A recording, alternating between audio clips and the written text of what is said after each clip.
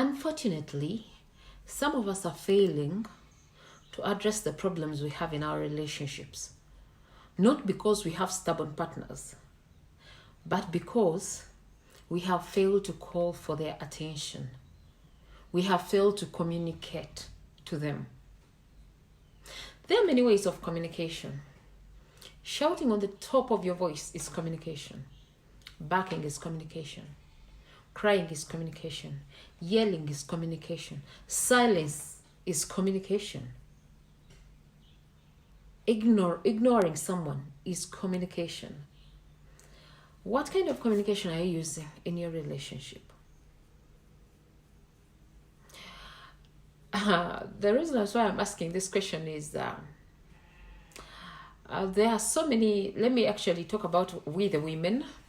We are the ones who have who suffer with communication in our relationships.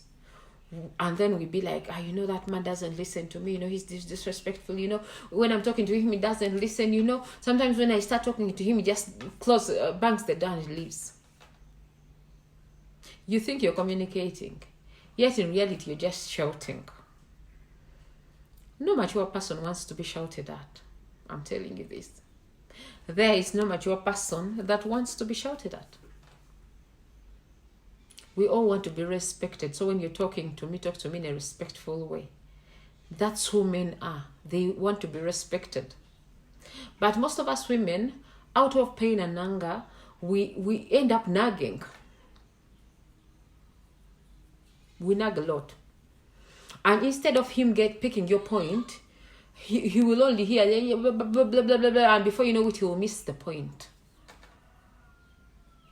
And by the way, what will even hurt is he will tell his friends, my madam, nag. She quarrels a lot, she nags a lot. Yet you have a point. But the way you're bringing it out, you failed. The good thing is no one was born a communicator. We all learn to communicate. And it's a skill you need in any kind of relationship. Let it be a business relationship. Let it be, a love relationship. Anything. You need that skill, communication. No one wants to be around someone who speaks anyhowly. No one wants to be around someone who shouts on top of their voices to tell you something or to ask for something. No one wants to be backed at. No one wants to be nagged. I'm telling you.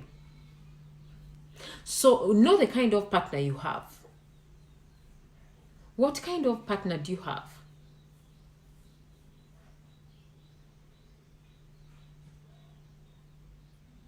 What's his communication language? The number of times you've tried to nag him shouting, has he changed? If you've been using silence as a form of communication, has he understood that you're trying to pass a point, or he has missed it? If you've been using tears as communication, has he picked the point, or he has still missed it? Understand the kind of partner you have. Like I said, crying is communication. Silence is communication. Barking is communication. Nagging, yelling, shouting, it's communication. Sitting someone peacefully down and raising your point is also communication. So it's up to you to choose what will work for you in your relationship or in your marriage. But it will really be so bad if you miss out on someone just because you fail to put your points across. You fail to call for their attention. So they've never got your point. Some of you have tried nagging. You've nagged year 1, year 2, 2024, you're still nagging the man.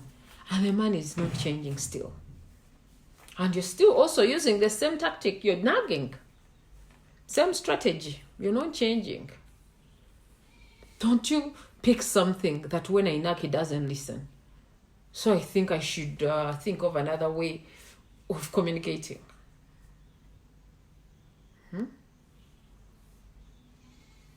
Like I said, communication is a skill we all need everywhere we go.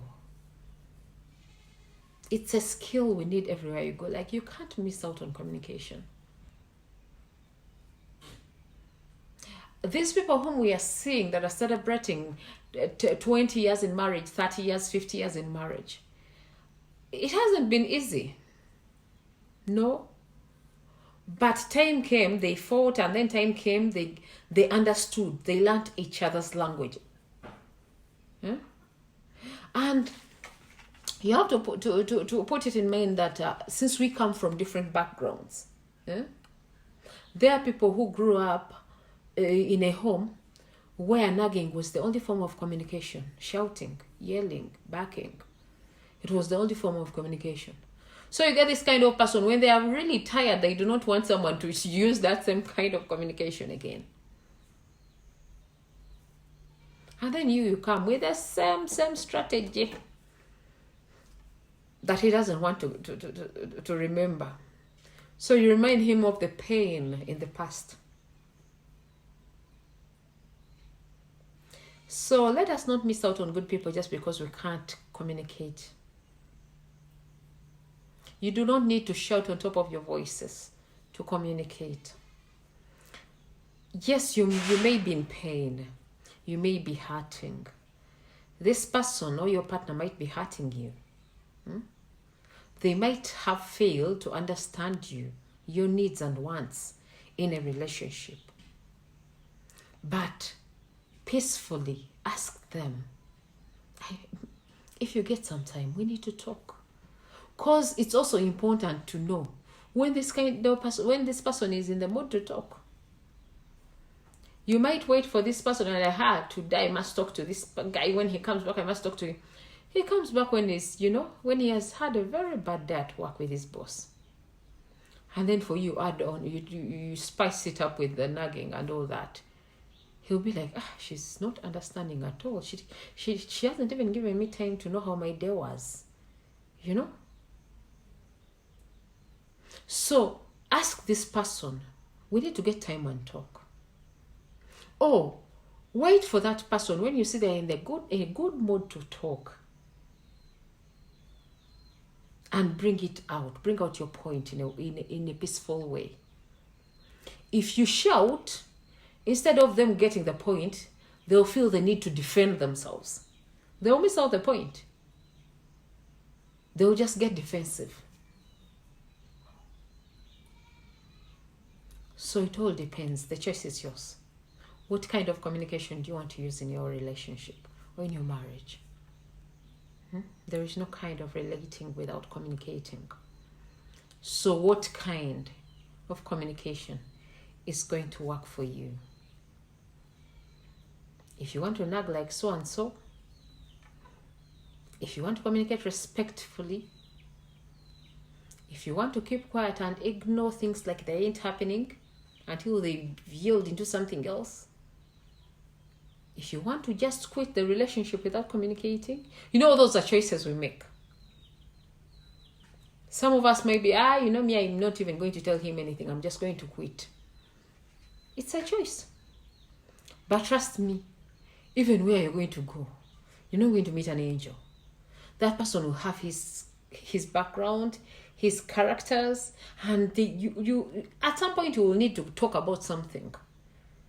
So instead of quitting this relationship and going to the other just because you can't communicate, I'm requesting you learn the skill. Learn the skill of communication. It will help you a lot. And pray to God to give you the wisdom as well. The Bible says, a foolish woman destroys her home with her own hands. Yeah. I just thought today I should use an example of we ladies, because it's us who nag a lot and we feel we are communicating. We shout. And before you know it, the guy is like, this woman, I should leave this, let me just go out with the boys. So, ask God for wisdom so that you learn how to communicate. Otherwise,